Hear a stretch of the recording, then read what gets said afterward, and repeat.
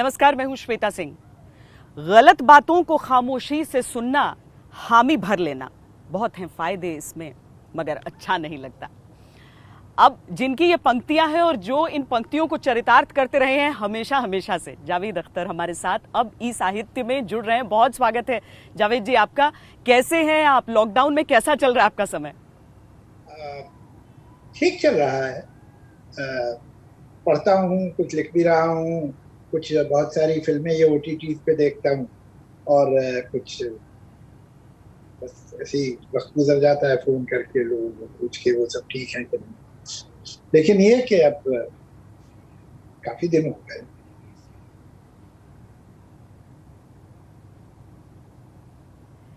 लेकिन जिस तरीके से लॉकडाउन में बाकियों का, आप बाकी तस्वीरें भी देख रहे होंगे, जो जिंदगी लोग उस जद्दोजहद में जुटे हैं, उसके बीच जिंदगी जिस तरीके से मथ गई है, जिस तरह की हो गई है, एक साहित्यकार का दिल क्या कह रहा है उसके बारे में?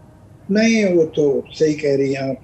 कभी कभी मैं कुछ मुझ में एक शर्मिंदगी भी होती है, मुझे एक गिल्ट की फीलिंग भी होती है। और कहीं जिंदगी का और अपने समाज का, अपने देश का, अपने लोगों का शुक्रिया भी दिल में अदा करता हूँ कि मैं तो कितने आराम से हूँ, कितनी ठीक से रह रहा हूँ। और कितने हमारे करोड़ों देशवासी हैं कि इस वक्त बड़ी झंझट में है, बहुत तकलीफ। और मैं समझता हूँ कि इस वक्त ये हर क्या हम काम क्या करते हैं कि हर काम सरकारों पे डाल देते हैं। और पूरी अफकोर्स सरकार का तो फर्ज है, लेकिन समाज का भी बहुत फर्ज है। और आपको एक बात बताऊं, जो बहुत जो अंधेरा है उसमें कुछ किरणें जो दिखाई देती हैं कि ये जो पैदल चल रहे हैं लोग, और लाखों की तादाद में चल रहे हैं, ये जहां से भी गुजरते हैं, वहां छोटी बस्ती हो, बड़ी बस्ती हो, छोटा गांव हो, बड़े गांव हो, शहर हो, वहां के लोग अपने घरों से निकल के इनकी जो भी मदद कर सकते हैं। देखिए, ये है हिंदुस्तान। ये हमने कभी पहले भी देखा है। एक मरतबा हमारे मुंबई में ही एक बड़ा फ्लड जैसी चीज आ गई थी और सब पानी में डूब गया था, गाड़ियां अपनी जगह पानी में खड़ी हुई, ट्रैफिक रुक गया पूरा, कई मतलब पूरे दिन तक। तो लोग घरों से निकल निकल के, जो लोग रास्ते में फंसे हुए थे, उन्हें खाना देते थे, पानी देते थे, उनका ख्याल करते थे। ये ये आज फिर आपको दिखाई दे रहा है। तो हिंदुस्तान का जो दिल है वो दुखता है दूसरों के दर्द से। ये बहुत अच्छी बात है। लेकिन ऐसा वक्त ना आए तो उससे भी अच्छा हो।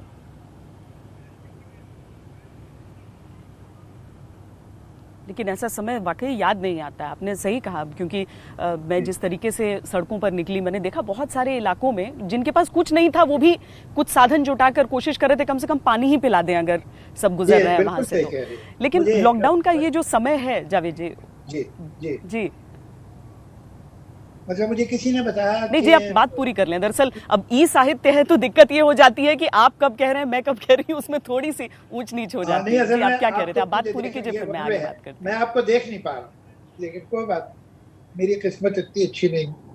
मैं भी नहीं देख पा रही हूँ जावेद जी, मैं भी बाहर हूँ। अच्छा, ओके, चलिए बताइए, आप बोलिए। जी नहीं, मैं ये बोल रही थी कि लॉकडाउन में बहुत सारे लोग ना रिवर्स गियर में भी गए अपने घरों में। जैसे सब बैठे हुए हैं, कुछ पुरानी बातें हो रही हैं, घर में भी लोगों का समय बीत रहा है।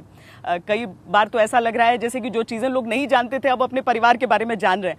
मैं आपके बारे में कुछ पढ़ रही थी, मैंने पढ़ा कि आप जब आपके संघर्ष के समय में ऐसा नहीं है कि मतलब आपको सब आसानी से मिल गया, वरना कोई सोचे कि मतलब आपके जो वालिद थे या फिर आप अब जो आपको देख रहा है, चाहे फरहान को देखे या शबाना जी को देखे या कैफी आजमी जी को सोचे, सबके बारे में सोच के कोई सोच नहीं सकता है कि जावेद जी ने भी इतना संघर्ष किया था।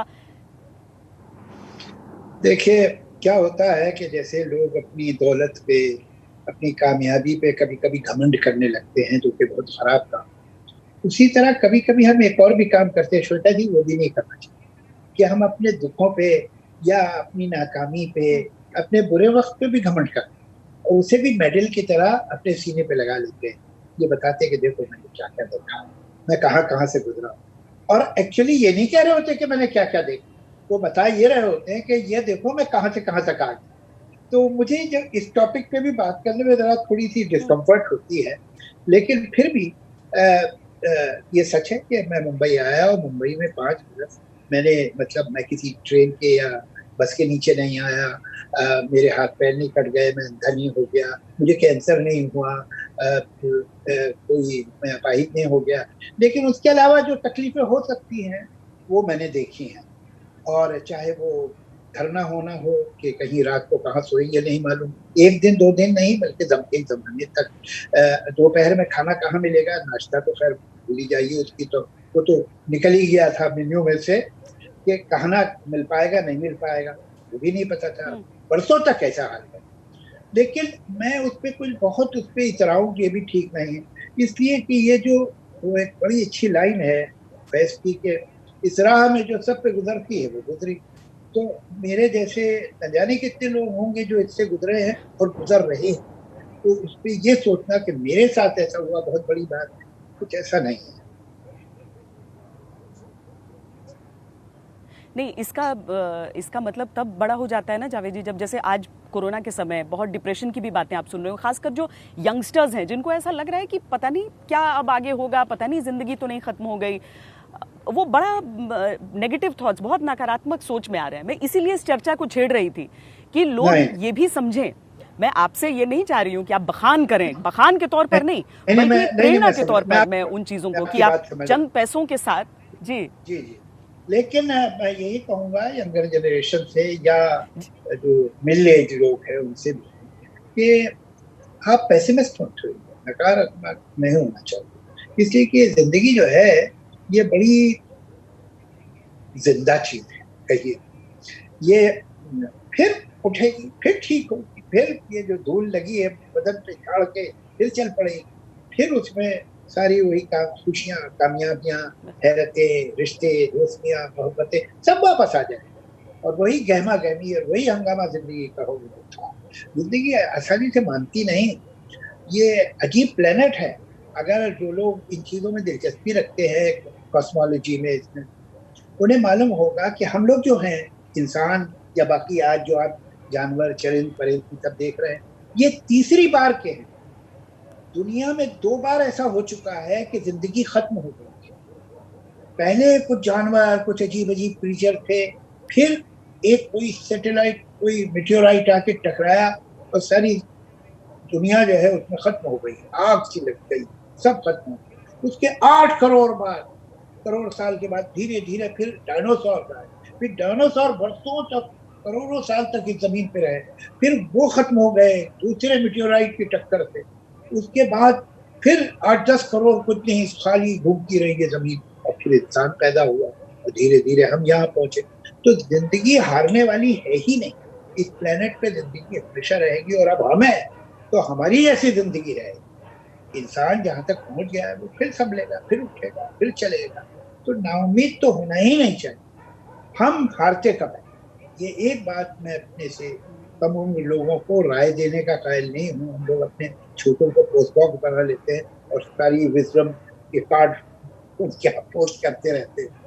लेकिन एक बात, हम हारते तब है जब हम कोशिश करना बंद कर देते हैं। जब तक हम कोशिश कर रहे हैं तो जंग जारी है, हारे कहाँ।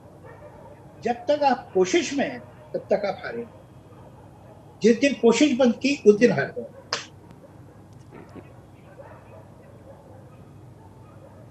बड़ी बात है ये, और ये बात लोगों को अपने जहन में रखनी चाहिए। जावेद जी, आपकी सोच बहुत स्पष्ट रहती है, साफ रहती है और बहुत सटीक रहती है। आप जब फिल्मों के लिए लिखते हुए सीन की डिमांड पर कितना लिखते थे और उसमें जावेद अख्तर कितना होते थे? देखिए, दोनों ही बात है। एक बात तो ये है कि जब हम फर्ज कर लिए मैं एक कहानी लिख या डायलॉग लिख रहा हूँ, अलग अलग काम है ये, तो मैं डायलॉग की मिसाल लेता हूँ। मैं डायलॉग लिख रहा हूँ तो अगर मैं एक जालिम आदमी के डायलॉग लिख रहा हूँ तो मेरा ये फर्ज है कि मैं उस जालिम आदमी की तरह सोचूं कि ये आदमी कैसे बात करेगा। जैसे एक्टर करता है एक्टिंग, कि अगर आप उसे एक विलन का रोल देते हैं तो विलन की तरह करता है, हीरो का रोल देते हैं तो हीरो की तरह करता है, एक बहुत शरीफ और नेक आदमी का रोल देते हैं तो वैसे करता है, एक बदमाश आदमी का रोल करता है वैसे करता है। उसी तरह जो राइटर है वो भी एक गवर्नमेंट एक्टर है, वो अलग अलग कैरेक्टर से आइडेंटिफाई करता है कि ये आदमी का जो मेंटेलिटी है, ये इसकी जो साइकोलॉजी है, इसका जो इंटेलेक्चुअल लेवल है, या इसका जो कल्चरल बैकग्राउंड है, ये आदमी ऐसे समय में किस तरह से बात करेगा, क्या कहेगा, तो आप उसके लिखते हैं। अब वो डायलॉग जो है वो आपका नहीं है और होना भी नहीं चाहिए, वो उस आदमी का होना चाहिए जिसके लिए आप लिख रहे हैं। अलग अलग कैरेक्टर एक ही फिल्म में होंगे, कहानी में होंगे, अच्छे भी होंगे, बुरे भी होंगे, कुछ बुज़दिल होंगे, कुछ बहादुर होंगे, कुछ तरह तरह के, कुछ फनी होंगे, कुछ बड़े सीरियस होंगे। हर एक के पॉइंट ऑफ व्यू से आप लिखते हैं।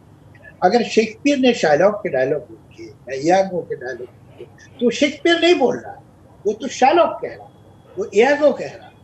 हम सोचे अरे शेक्सपियर ने इतनी विलनिश बात कही, वो उसने नहीं कही है, वो इसने कही, ये डायलॉग शार्लॉक। तो उसी तरह से हम उनसे आइडेंटिफाई करके लिखते हैं। गीत में भी यही होता है। जब हम गीत लिखते हैं तो सोचते हैं कि भाई ये गीत कौन गा रहा है, ये एक कोई यूनिवर्सिटी का प्रोफेसर है जो मोहब्बत में आ गया है और मोहब्बत में गीत गा रहा है, या एक गांव का कोई किसान है जो पढ़ा लिखा नहीं है जो गा रहा है, या कोई स्ट्रीट अर्चन है जो अपनी दुख भरी कहानी गीत में सुना रहा है, या एक माँ है जो लोरी दे रही। तो हर बार आपकी वोकेबलरी, आपके स्टाइल, आपकी जबान, आपकी भाषा, आपकी शब्दावली सब बदलेगी। तो लेकिन ये सब कहने के बाद अल्टीमेटली तो आप ही सोच रहे हैं, तो आप वही लिख सकते हैं जो आप सोच सकते हैं। तो कहीं ना कहीं राइटर में और राइटिंग में वाटर टाइट कंपार्टमेंट नहीं, जो सोचने का केपेबल है वही वो लिख सकता है। तो उसकी अपनी जो एस्थेटिक्स है, उसकी जो अपनी मॉरल वैल्यूज है, जो उसके बुनियादी उसूल है, जो उसे अच्छा और बुरा लगता है, जब बुरे कैरेक्टर करेगा तो वही बातें तो बुरे के मुंह से कहलवाएगा जिन्हें वो बुरा समझता है। और कभी कभी क्या होता है कि अच्छे कैरेक्टर के मुंह से आप ऐसी बातें सुनते हैं जो एक्चुअली अच्छी नहीं है, इसलिए क्या राइटर को नहीं मालूम है कि बातें अच्छी नहीं। जो मेल शोविनिज्म आपको कभी कभी दिखता है, ऐसे डायलॉग देखते हैं जो एक महिला वर्ग के डिग्निटी के खिलाफ है और एक अच्छा कैरेक्टर बोल रहा है, इसलिए कि इस राइटर को नहीं मालूम कि औरत की इज्जत क्या चीज है, तो वो अच्छे कैरेक्टर से भी ऐसी बात कहलवा देते।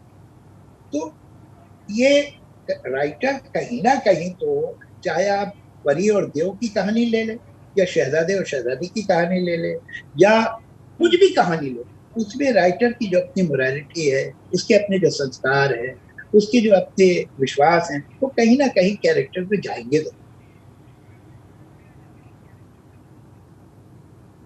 पर इतने लंबे सफर में कोई एक ऐसा कैरेक्टर जिसके लिए लिखते हुए आपको बहुत अच्छा लगा कि जैसे शायद मैं भी बोलता इस स्थिति में तो मैं ऐसे ही बोल रहा होता?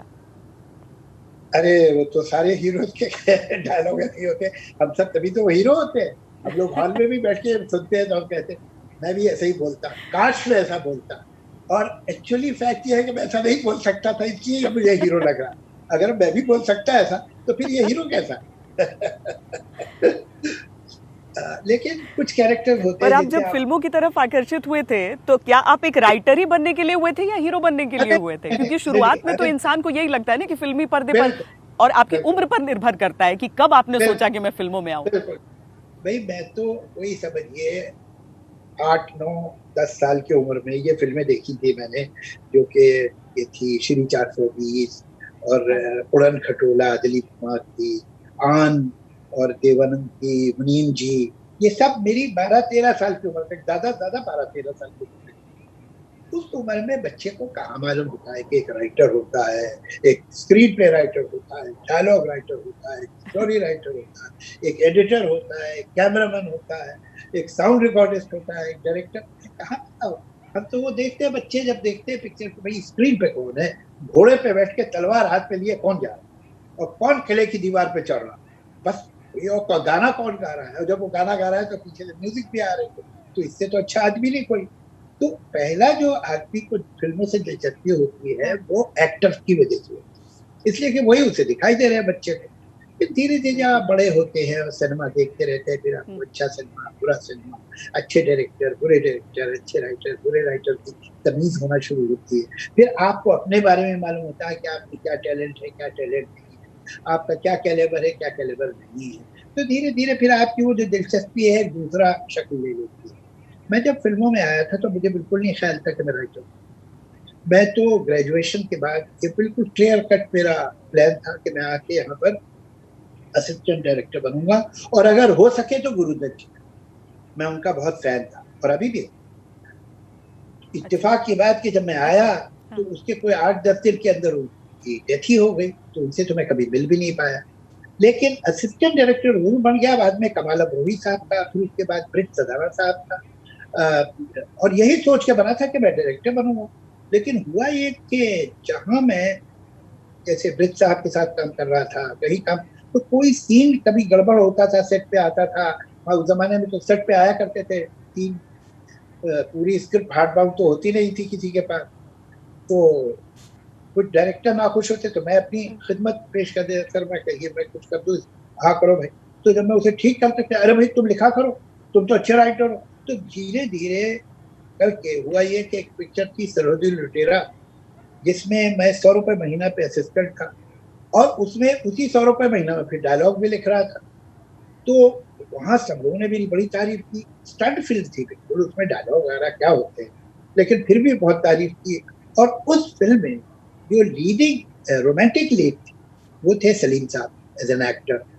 वहां हम दोनों की मुलाकात हुई, दोस्ती हो गई, और उन्होंने भी मुझे बहुत अच्छा। इनकरेज किया कि भाई आप अच्छा। राइटर बनिए, आप तो बहुत अच्छा लिखते हैं, और डायलॉग तो आपकी फोटे है, आपको करना ही चाहिए।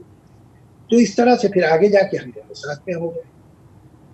तो मैं तो निकला था घर से डायरेक्टर बनने, लेकिन कुछ ऐसे सर्कमस्टेंसेस हुए कि हम राइटर के रास्ते पे चल पड़े। हाँ। नहीं, पर निकले तो प्रोफेशनली चलिए डायरेक्टर बनने आप, जावेद साहब। जी हाँ। लेकिन जी हाँ जब जी। पहली बार आपने सोचा कि कुछ मन में ख्याल आ रहा है, कुछ पंक्तियां लिख लूं, कुछ पंक्तियां लिख लूं, तो वो आप अपनी ऑफिशियल पहली राइटिंग किस चीज को मानते हैं कि पहली बार मैंने ये शेर लिखा, ये नज्म लिखी, ये गजल लिखा ओह, कुछ? जी जी जी। एक्चुअली जहाँ मैं पैदा हुआ था, जिस घराने में, वहाँ चारों तरफ शायरी ही शायरी थी। मेरे बाप और मेरे मामा, मामू, मजाज और जानिसार अख्तर, ये दोनों बहुत बड़े शायर, बहुत ही बड़े शायर थे, ऑल इंडिया फेम। मजाज तो एक सुपरस्टार थे अपने समय। तो उनकी वजह से बाकी भी जी। जितने शायर थे बड़े बड़े, इन सबको मैंने बचपन से ही देखा है और बचपन में सुना है। 12, 13, 14 साल की उम्र में मुझे तो हजारों शेर याद थे। 15, 16 साल की उम्र तक लाख से ऊपर हो गए होंगे। आज भी मैं, आप किसी दिन मिले हैं हम, तो मैं आपको दूसरों की, अपनी नहीं, दूसरों की पोइट्री हाँ। 5-6 घंटे तो सुना सकता हूँ, इतना मुझे याद है। लेकिन मैंने खुद शायरी कभी नहीं की थी। मैंने अच्छा। पोइट्री लिखना उस उम्र में शुरू की जिस उम्र में आमतौर से लोग पोइट्री लिखना हम्म। छोड़ देते हैं। It was as late. मैं थे मेरे ख्याल से 32-33 साल का था जब मैंने पहली बार शेर लिखा। हम्म। ये आपने इस बात को बड़ी सफाई से टाला है कि मैंने आपसे असल में जावेद जी, ये जो सवाल है ये अधिकतर हीरोज से ही पूछा जाता है कि आप जरा अपना एक डायलॉग बोलकर सुना दीजिए। लेकिन मैं वाकई जानना चाहती हूँ कि इतना कुछ लिखने के बाद भी क्या कोई किरदार, कोई एक एक अपने लिखे हुए डायलॉग्स आपको हमेशा रहते हैं याद, हमेशा आप उनको कभी मन में दोहरा लेते हैं? लोग तो अमूमन गानों को दोहराते हैं अपने मन में या गुनगुनाते हैं, लेकिन एक जो लेखक है, जो लिखता है, जिसके शब्द इतने शक्तिशाली हैं, वो कुछ तो अपने शब्दों को बार बार अपने जहन में दोहराता होगा। श्वेता जी, अगर मैं आपसे कहूंगा तो आप मानेगी नहीं, लेकिन सच ये है कि मैंने अपनी अक्सर पिक्चर्स जो 70s में लिखी थी या 80s में लिखी थी, वो 70s और 80s में ही देखी, उसके बाद देखी नहीं। ये जो होता है ना, मैं जो फिल्मी गाने लिखता हूँ, वो मुझे एक बार लिख के मैंने दे दिया, सिंगर ने गा दिया, गाना रिकॉर्ड हो गया, मुझे उसके वर्ड्स भी याद नहीं रहे। जबकि मुझे अपनी जो लिटरेरी पोइट्री है वो सब याद है, जबकि मुझे दूसरों की पोइट्री सब याद है, और जो गाने याद है वो मुझे सब दूसरों के याद है। शैलेंद्र जी के, साहिर के हाँ। गाने मुझे याद है, लेकिन अपने नहीं याद। मुझे ऐसा लगता है जब मैंने लिख दिया, ये मेरा कमर्शियल वर्क था, मैंने दे दिया, वो अच्छा। इस्तेमाल हो गया, अब दूसरे जाने उसे संभाले हो। उन्हें पसंद है तो अच्छा है, हाँ। नहीं पसंद है तो क्या करें मजबूरी। लेकिन मैं उसे याद नहीं रखता। दूसरे ये कि मैंने एक पिक्चर जो लिखी थी 30 साल पहले, 35 साल पहले, अब मैं उस फिल्म के डायलॉग अकेले में बैठ के दो रहा हूँ, तो इसके मतलब है कि मैं तो खत्म हो गया। अब मुझे आगे सोचना चाहिए कि मैं अब क्या लिख रहा हूँ, बजाय इसके वो पुराने लॉरल पे बैठे हो, अच्छी बात नहीं। ये तो ये बड़ी अच्छी चीज आपने कही है कि हाँ, मतलब अपनी हमेशा पुरानी चीज जैसे जो कर लिया कहा कर भी जाता दिया है ना वो कि आप ठीक। You are as good as your last innings. जी। बिल्कुल बिल्कुल। और ये देखिए ना, ये आपका हमेशा कुछ काम भी नया, जो है, हमेशा कुछ अच्छा करना है। जी, आपके बच्चों की तरह होता है।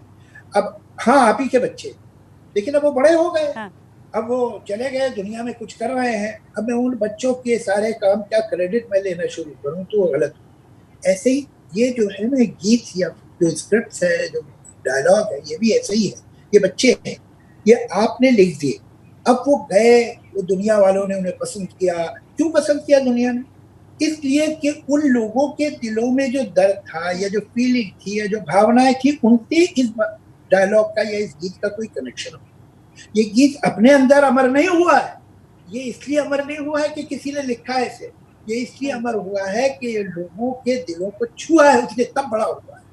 अब उसका सारा क्रेडिट, उनके दिलों का क्रेडिट तो मैं नहीं ले सकता ना, उनके अपनी भावनाओं का, उनके अपने जज्बात का जो गीत में कॉन्ट्रीब्यूशन है वो मेरा नहीं है। तो दरअसल अब ये अपने पैरों पे खड़ा हो चुका है, इसके अपने दोस्त हाँ। है, इसका अपना सर्कल है, अपनी दुनिया में घूम रहा है, ये खुश रहे जा रहे हैं बस। अच्छा, बिना क्रेडिट लिए लेकिन फरहान की फिल्मों को लोग इतना पसंद करते हैं, आपकी उनकी पसंदीदा कौन सा, आपको कौन सी उनकी फिल्म सबसे अच्छी लगती है? आप देखते हैं, सराहते हैं, अपना सही सही ओपिनियन देते हैं कि आपका क्रिटिसिज्म भी वो लेते हैं? हाँ नहीं, मैं वो अपनी जब भी जोया हो या फरहान हो, जब वो अपनी स्क्रिप्ट लिखते हैं तो मुझे भेजते हैं, और या ला के देते हैं। अभी तो लाना और भेजना मुश्किल है, तो अभी उसकी एक स्क्रिप्ट मुझे उस पर आई है, आईपैड पे, तो ईमेल कर दी उसने। तो मैं उसे पढ़ता हूँ, और मैं जो भी मेरी राय है वो मैं बिल्कुल ऑनेस्टली वो राय दे देता हूँ। और मैं अपने बच्चों को राय तब तक नहीं देता जब तक वो मुझसे मांगते नहीं। मैं कभी उन्हें अनसॉलिसिटेड एडवाइस नहीं। तो वो राय मुझसे सुन लेते हैं, उसमें से कुछ मानते हैं, कभी नहीं मानते हैं। जो मानते हैं बहुत अच्छी बात है, नहीं मानते उनका अधिकार है। इसलिए कि एक एज के बाद आपको ये मानना पड़ता है कि आपके बच्चे भी उतने ही इंसान हैं जितने आप हैं, और कोई जरूरी नहीं कि क्योंकि वो आपसे 40 साल या 30 साल या 25 साल 27 साल पहले बात पैदा हुए तो आप पे ज्यादा ही अकल है, ऐसी कोई गारंटी नहीं। हम लोग कमाल के लोग हैं श्वेता जी। हम ये चाहते हैं कि हमसे जो भी छोटा जी। है, वो हमसे, चाहे वो हमारा बच्चा है या किसी का भी बच्चा है, जो हमसे छोटा है वो ये माने कि हम ज्यादा एक्सपीरियंस है, हमें ज्यादा अकल है, इसलिए कि हम भाई ज्यादा दिनों से हैं दुनिया में ना। लेकिन हम ये मानने को तैयार नहीं कि जो हमसे उम्र में बड़े हैं वो सब के सब हमसे ज्यादा अकलमंद, वो हम नहीं मानना चाहते। लेकिन हम ये जरूर मानना चाहते हैं कि जो हमारे बाद पैदा हुए उनमें उतनी अकल नहीं जितनी हम। मैं ऐसा नहीं मानता, हाँ। इस बात को गलत समझता हूँ। सच ये है कि ये दुनिया इन लड़के लड़कियों की है, ये दुनिया अब हमारी है ही नहीं। जो कुछ है वो ठीक है, कुछ हमारे पास है जो ये नहीं जानते, लेकिन कुछ इनके पास भी जो हम नहीं जानते। तो अगर इनसे डील करना है, इनके साथ काम करना है, इनसे इंटरेक्ट करना है, तो आपको इनकी इज्जत करनी होगी, और समझना होगा कि भाई कुछ तुम्हें पता है, कुछ हमें पता है। जो तुम्हें पता है वो हमें बता दो, और जो हमें पता है वो तुम्हें बता दे, तो कोई झंझट नहीं। मैं तो तो आजकल जब ज्यादातर, कौन सी चीजें आपको हद से ज्यादा परेशान करती हैं? जी, क्योंकि आपको अब फैंस तो जादू कहते रहे हमेशा, आपकी लेखनी में ऐसी जादू है, आपकी शख्सियत में ऐसा जादू है, पर कभी कभी देखते हैं कि कभी कोई आकर आपको कॉमरेड कह जाता है, कभी मार्कंडे काटजू जैसा व्यक्ति आपको कुछ कह जाता है सोशल मीडिया पे, और जावेद अख्तर थोड़ा उखड़े हुए से दिखते हैं उस समय। कौन सी मैं चीज आप, है जो आपसे बर्दाश्त ही नहीं होती है? नहीं, मुझे तो सिर्फ एक मेरी कमजोरी आप समझे कि ये जो एज अ राइटर पूछ रहे हैं आप, या एज अ ह्यूमन बीइंग? आप सिर्फ राइटर के एज ए हैसियत से ह्यूमन पूछ बींग। रही, writer as a human being? देखिए, मुझे ऐसा लगता है कि आदमी छोटी बात ना करे तो अच्छी बात, कुछ एक घटिया बात ना करे। आप अगर बुरा काम भी कर रहे हैं मगर उसमें भी कम से कम एक विशालता तो रखो, दिल बड़ा रखो अपना। एक बिलो द बेल्ट मारने वाली बात अच्छी नहीं। लेकिन जहाँ मार्कंडे साहब की बात है, उन्हें पूरा अधिकार है भाई मुझे नापसंद करे, वो एज अ पोएट। मैं कोई जबरदस्ती है कि आप मेरी शायरी पसंद नहीं करें, उन्हें पूरा राइट है, उसमें क्या है। बहुत से लोगों को एक बात और भी बताऊं आपको कि जिसके खिलाफ कोई ना बोलता हो उस आदमी में कोई गड़बड़ है। इसलिए कि अगर आप उसूल की बात करेंगे, अगर आप सच्ची बात करेंगे, अगर आप कहेंगे ये मेरे आदर्श हैं और ये मेरे संस्कार हैं, तो दुनिया में कुछ लोग तो आपके खिलाफ बोलेंगे, दुनिया में कुछ लोग तो आपके खिलाफ होंगे। अगर कोई भी आपके खिलाफ नहीं बोलता तो इसके मतलब आप कोई ऐसी बात ही नहीं कहते जो जरूर हो, तो पक्की हो कि भाई उसके खिलाफ कोई हो सके। आप भी गोल गोल ही चलते हैं। जिनके कोई दुश्मन नहीं होते वो बड़े अनट्रस्टवर्दी लोग होते हैं। सच्चे ये आदमी की बात तो तो कोई बड़ी दुश्मन हो। है बहुत गहरी है और सबको सोचना हाँ। पड़ेगा जी। लेकिन जावेद जी देखिए ना, बातों का सिलसिला ऐसे चल निकला है तो मुझे तो लग रहा है कि बात करती जाऊं, लेकिन चूंकि समय की सीमा हर जगह होती है, अगर मैं आपसे ये गुजारिश कर सकूं, आपने कहा कि मैं अपनी अपनी पंक्तियां नहीं याद रखता हूं, नहीं सुन, लेकिन फिर भी आपको जो भी याद हो, या इस समय काल में अगर आपने पिछले 60 दिनों में, जब से हम सब लॉकडाउन में बंद हैं सारे लोग, और ये अच्छी भी चीज है कि लोगों को घर में रहकर अनुशासन का पालन करना चाहिए, अगर उस समय कुछ आपकी कलम से निकला हो या कोई भी पंक्ति अगर आप अभी कहना चाहें। चलिए मैं आपको कहता हूं, जो अभी तो नहीं लिखी, मैंने कुछ दिनों पहले लिखी थी, लेकिन है क्या कि आपने क्योंकि पुराने और बचपन उसकी बात की, मैं एक लिखी थी मैंने एक, अब पता नहीं वो गजल है नज्म है, जो बचपन के बारे में थी, जो आपका मेरा हम सबका है, जिसकी अब याद आती है कभी कभी। और आजकल तो ज्यादा देख लिए कि बाहर निकलने की जगह ही नहीं है, तो जब बाहर नहीं निकल सकते तो अंदर ही जा सकते हैं, तो अंदर वो बचपन भी है, अंदर कहीं छुपा हुआ। मुझको यकीन है सच कहती थी जो भी अम्मी कहती थी, मुझको यकीन है सच कहती थी जो भी अम्मी कहती थी। जब मेरे बचपन के दिन थे चांद में परियां रहती थी। एक दिन जब अपनों ने भी हमसे नाता तोड़ लिया, एक दिन जब अपनों ने भी हमसे नाता तोड़ लिया, एक वो दिन जब पेड़ की शाखें बोझ हमारा सहती थी, एक दिन जब सारी सड़कें रूठी रूठी लगती हैं, एक दिन जब सारी सड़कें रूठी रूठी लगती हैं, एक वो दिन जब आओ खेले सारी गलियां कहती थी, एक दिन जब जागी रातें दीवारों को तकती हैं, एक दिन जब जागी रातें दीवारों को तकती हैं, एक दिन जब शामों की भी पलकें बोझल रहती थी, एक दिन जब जहन में सारी चालाकी की बातें हैं, एक दिन जब जहन में सारी चालाकी की बातें हैं, एक दिन जब दिल में भोली भाली बातें रहती थी, एक दिन जब दिल में भोली भाली बातें रहती थी, एक दिन जब लाखों गम और काल पड़ा है आंसू का, एक दिन जब लाखों गम और काल पड़ा है आंसू का, एक वो दिन जब एक जरा सी बात पे नदियां बहती थी, एक वो दिन जब एक जरा सी बात पे नदियां बहती थी। मुझको यकीन है सच कहती थी जो भी अम्मी कहती थी। जब मेरे बचपन के दिन थे चांद में परियां रहती थी। क्या बात है, क्या बात है। और इसमें न सिर्फ बचपन याद आ रहा है, बल्कि आज भी जब आप, चाहे हम उन सूनी सड़कों को निहारें, देखकर ये सोचें कि कब वो भी गुलजार होंगी, लोग निकला करेंगे। बाकी जावेद जी, मैं आपसे कहूं तो चूंकि रिपोर्टिंग के लिए मुझे बाहर निकलना पड़ा, मैंने देखा कि वो सन्नाटा भी कभी कभी चुभने लगा, जिस सड़क को देखकर ऐसा लगता था कि इतना ट्रैफिक क्यों है। बहुत सारी ऐसी चीजें जो हम फॉर ग्रांटेड लेने लगे थे, वो अचानक ऐसा लगने लगा काश वो चीजें वापस आ जाएं। आपको इस लॉकडाउन के दौरान कभी कभी लगा कि कुछ चीजें ऐसी जो आप जिसको नहीं पसंद करते थे, वो चीजें आपकी जिंदगी में एक ब्लेसिंग के तौर पर है? अब देखिए, अब ये तो आपको बताऊं कि मेरी और शबाना की शादी को शायद 38-29 साल होने वाले हैं, 38 ईयर। हम दोनों ने कभी इतना वक्त एक साथ एक छत के नीचे गुजारा ही नहीं 38 साल, जितना पिछले 40 दिन में। ना वो शूटिंग पे जा सकती है, ना मैं किसी रिकॉर्डिंग पे जा सकता हूँ, ना उनका कोई जलसा हो सकता है, ना मेरी कोई मीटिंग हो सकती है।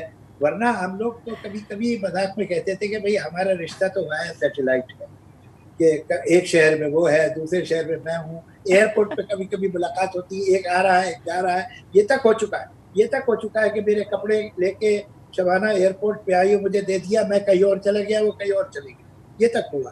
तो एक हमारी जिंदगी में हंगामा इस अच्छा। तरह का चलता था। अब हम दोनों एक घर में, ये इतने दिन 40-45 दिन होने को आ रहे हैं, बस हम हैं। चलिए शुक्र है, हमारे थोड़ा सा स्टाफ जो घर पे रहता था वो है, बाकी लोग तो नहीं आ सकते, लेकिन जो हमारे ही घर पे रहते थे वो है 2-3 लोग। तो एक थोड़ी सी जिंदगी में सहूलत हो गई, लेकिन साथ तो हम ही दोनों है ना बस। तो इतना वक्त हमने साथ में बैठ के किताबों जी। पढ़ी, एक मैं पढ़ रहा हूँ, टीवी एक साथ देख रहे हैं, ऐसे दिन तो हमने देखे नहीं थे, इतनी फुर्सत से तो कभी मिले ही नहीं थे हम। तो ये एक ब्राइट पहलू बहुत है बहुत इसका। शुक्रिया हमसे बातचीत करने के लिए जावेद अख्तर जी। जी हाँ, जी, बहुत बहुत शुक्रिया हमसे बातचीत करने के लिए, ई साहित्य के इस मंच पर हमसे जुड़ने के लिए बहुत धन्यवाद।